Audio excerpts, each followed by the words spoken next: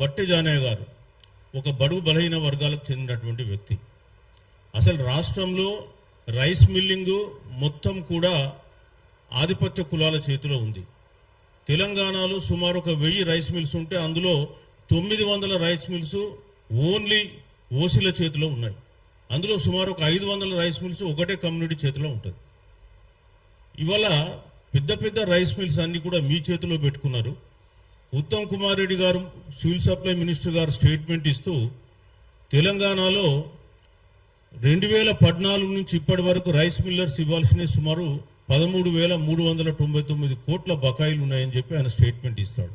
మరి 12 ఏళ్ల నుంచి మీరు ఏం చేస్తున్నారు? ప్రభుత్వాలు ఎందుకు రైస్ మిల్లర్స్ దగ్గర ఎప్పటికప్పుడు రికవరీ చేయలే? రైస్ మిల్స్ అన్ని ఎవరి చేతిలో ఉన్నాయి?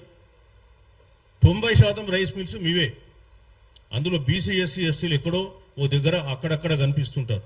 అక్కడక్కడ కనిపించే ఆ బీసీల మీద ఆ సెలెక్టివ్గా ఇవాళ మీరు ఇక్కడ ఇన్స్పెక్షన్స్ నిర్వహించి వాళ్ళను కూడా ఆ రంగంలో లేకుండా చేయడానికి కేసులు పెడతాం.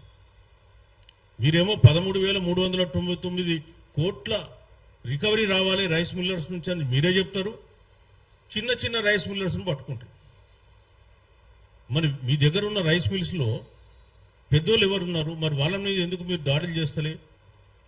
అంటే ఈయన తెలంగాణ బీసీ ఉద్యమంలో యాక్టివ్గా ఉన్నాడు కాబట్టి బీసీలను ఎవరిని కూడా రాజకీయంగా ఎదగనీయొద్దు అనేటువంటి ఒక కల్చర్తో మీరు చేస్తున్నారు. అంతకుమించి ఇంకేం లేదు. మీరు ఆల్రెడీ ఒక కేసు పెట్టిండ్రు.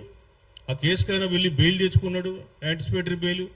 మళ్ళీ ఇంకో కేసు పెట్టినారు. అంటే ప్రభుత్వ ఉద్దేశం ఏంటంటే ఇక్కడ స్పష్టంగా కనిపిస్తుంది, బడుగు బలహీన వర్గాల ప్రజలు ఈ రాష్ట్రంలో వ్యాపారాలు చేసుకోకూడదు, ఈ రాష్ట్రంలో రాజకీయాల్లో ఉండకూడదు. ఈయన ఒకటే ఇష్యూ కాదు. ఈ మధ్యకాలంలో మనం చూసినాం ఇక్కడ ఈశ్వరమ్మ గారిది.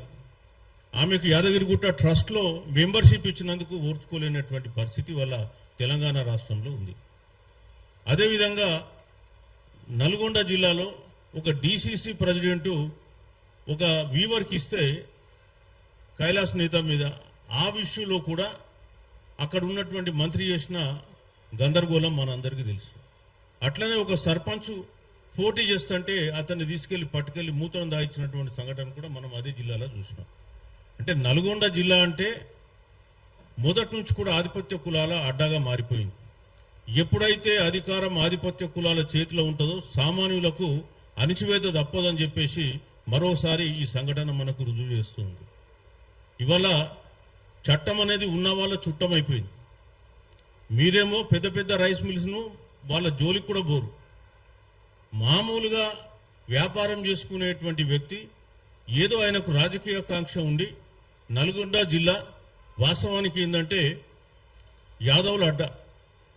నల్గొండ జిల్లా లెక్కలు మొన్న కులగడని జరిపితే తీస్తే నల్గొండ, సూర్యాపేట, భువనగిరి, యాదాద్రి ఈ 3 జిల్లాలలో జనాభా తీస్తే యాదవులు 11.65% ఉన్నారు. అంటే సుమారు 12% జనాభా ఉంది. మరి మీ జనాభా ఎంత ఉందా? తుకుడ జనాభా 12% జనాభా ఓట్లు వేస్తే మీరు ఇలా అధికారంలోకి వచ్చిండ్రు. ఆ విషయం మర్చిపోయి వాళ్ళ మీదనే మీరు ఇవాళ కేసులు పెట్టి మీరు హరాజ్ చేస్తే రేపు రాబోయే కాలంలో మీకు ఎవరు ఓటేస్తారు? గతంలో అక్కడ మిర్యాలగూడ పార్లమెంట్ స్థానం ఉండే. ఆ మిర్యాలగూడ పార్లమెంట్ స్థానం 1961లో ఏర్పడ్డది. 2009 దాకా నడిచింది. 12 సార్లు ఎలక్షన్స్ అయినాయి. 12 సార్లు ఎలక్షన్ అయితే మొట్టమొదట ఒక ఎస్సీకి రిజర్వ్ అయింది. ఆ ఎస్సీ వచ్చిండు 11 సార్లు. నెక్స్ట్ 11 సార్లు ఒక్కటే ఒక క్యాస్ట్, రెడ్డి క్యాస్ట్ వల్ల ఎంపీలే వెళ్ళి అక్కడ లోక్సభ. ఏమన్యాయమా? 12% జనాభా పెట్టుకున్నటువంటి ఈ వర్గాలు ఒక్కరోజు కూడా ఒక ఎంపీ స్థానాన్ని అక్కడ వాళ్ళు గెలుచుకోలేకపోయినాడు. నల్గొండ కాలే, ఇటు సూర్యాపేట కాలే, మిర్యాలగూడ కాలే, ఇప్పుడంటే భువనగిరి అయింది. మరి నల్గొండ జిల్లాలో మొదటి నుంచి కూడా ఈ వర్గాలు బీసీ వర్గాలను అణచివేయడానికి ప్రయత్నం చేస్తూ ఉన్నాయి. నల్గొండ జిల్లాలో వారి మీద జరిగినటువంటి దాడే అది లాస్ట్ దాడి కావాలి. ఖచ్చితంగా రాబోయే కాలంలో నల్గొండ జిల్లాలో ఉన్నటువంటి బీసీ ప్రజలు ఈ ప్రభుత్వానికి బుద్ధి చెప్తారు. రాబోయే కాలంలో ఈ ప్రభుత్వాన్ని ఖచ్చితంగా మార్చడానికి వాళ్ళు కంకణం కట్టుకొని ఇప్పటి నుంచే ఉద్యమిస్తుంటారని చెప్పి కూడా తెలియజేస్తూ ఉన్నా. ఇవాళ ప్రభుత్వానికి కూడా మేము చెప్పేది ఏంటంటే మీరు ఇదే విధమైన దాడులు బీసీల మీద కంటిన్యూ చేస్తే మీరు చెప్పుకునేటువంటి కాంగ్రెస్ మార్పు సామాజిక న్యాయం అని ఏదైతే అంటారో అది బట్టి డొల్లా, మీ నాయకుడు చెప్పే రాహుల్ గాంధీ చెప్పే మాటలు డొల్లా, ఇక్కడ ముఖ్యమంత్రి చెప్పే మాటలు డొల్లా అని చెప్పి సందర్భంగా తెలియజేస్తున్నాం. ముఖ్యంగా మీరు ఈ వట్టెజానయ్య పైన వేధింపులు అనేటువంటి అన్ని తక్షణం ఉపసంహరించుకోవాలని చెప్పి కోరుతున్నాం. మీరు చట్టపరంగా ఎట్లా ప్రొసీడ్ కావాలంటే అట్లా ప్రొసీడ్ కంటే కానీ అనవసరంగా కేసులు పెట్టి వాళ్ళ కొడుకు మీద కేసు పెట్టారు. ఈ రోజు వరకు కూడా అతని అబ్బాయి బయటకు రాలేదు. దాదాపు ఒక 20-25 రోజులు అవుతుంది. ఆయన ఇంకా కస్టడీలోనే ఉన్నారు, జ్యుడిషియల్ కస్టడీలో. సో వారిని కూడా తక్షణమే మీరు రిలీజ్ చేయించాలి.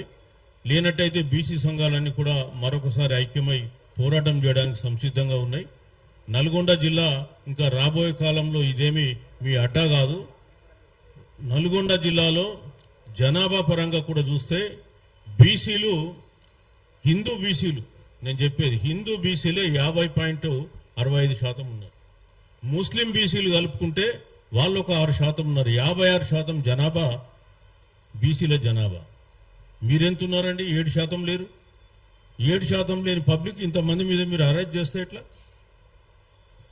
సో ఈ విషయం కూడా ప్రజలకు మేము తెలియజెప్తాం. రాబోయే కాలంలో నల్గొండ జిల్లాలో బీసీలకు జరుగుతున్న అన్యాయం, బహుజనులకు జరుగుతున్న అన్యాయాల గురించి కూడా ప్రజల్లోకి మేము తెలియజేస్తాం. ఇంతకుముందే బొంగు ప్రసాద్ గారు మాట్లాడుతూ ఇప్పటి వరకు ఒక్క మంత్రి కూడా బీసీ వర్గాల నుంచి నల్గొండ జిల్లాలో రాలేడని చెప్పిండు. అది 100% వాస్తవం.